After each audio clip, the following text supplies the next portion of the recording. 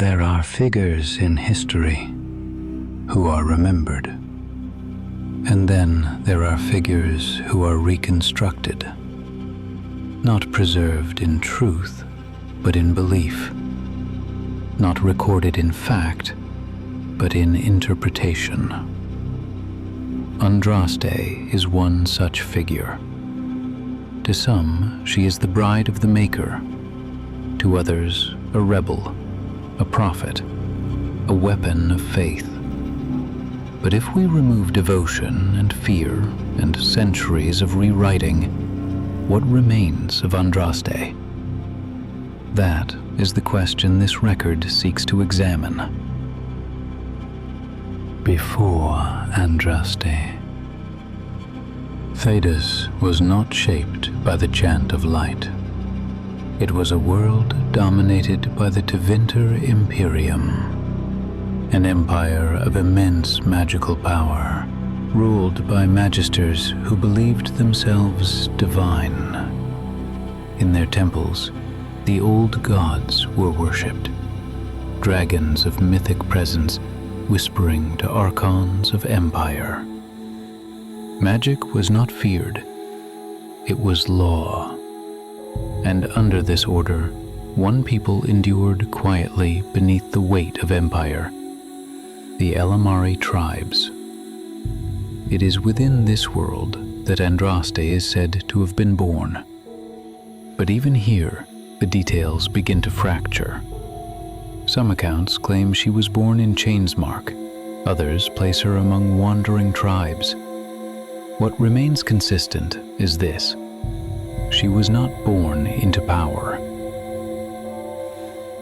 The central claim of Andraste's life rests on a single assertion: that she was chosen by the Maker.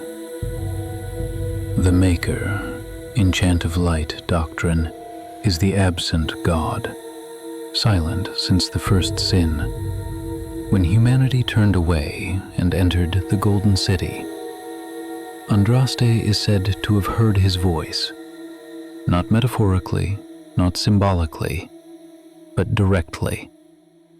She is described as receiving visions of a world bound in corruption and a divine will demanding correction. But even early texts disagree. Was this divine truth or interpretation shaped by suffering under Tevinter rule? Modern scholars note something important. Prophetic experience in Thedas is never consistent in explanation. What one calls divine communication, another may call magic, trauma, or instinct. And Andraste exists exactly at that intersection. One of the most contested elements of her life is her relationship with the Archon of Tevinter. Chantry tradition claims she was wed to the Maker himself, but imperial records suggest something far more political: an alliance with Archon Hessarian. A union not of divinity, but of necessity. She is said to have urged him to abandon the old gods and end Tevinter's dominion over enslaved peoples. What followed is recorded in both traditions, but interpreted differently. A betrayal. Andraste was burned alive. The execution took place in Minrathuis, the heart of the Imperium. Chantry scripture claims that as the flames consumed her body, the Maker finally spoke again and turned his face from the world in grief. Imperial accounts describe instead a political execution, a rebel whose influence threatened an empire. There is no agreement on what truly occurred, only certainty that her death did not end her influence. After her death, Andraste did not fade. Her teachings were gathered, refined, rewritten, and became the Chant of Light, a doctrine that reframed her not as rebel, but as bride of the Maker. Her story became the foundation of the Chantry, a unified faith that would reshape Thedas entirely. But a question remains. Did Andraste intend this? Or was she, like so many figures in history, reshaped by those who followed her?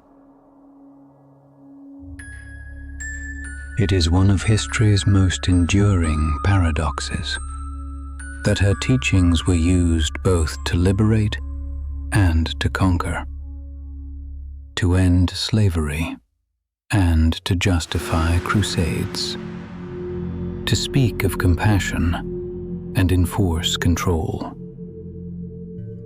History rarely preserves intention. It preserves consequence. And in Andraste's case, consequence became empire. Was Andraste divine or mortal, shaped into myth by belief? The Chantry provides one answer, modern scholarship another. But perhaps neither is sufficient.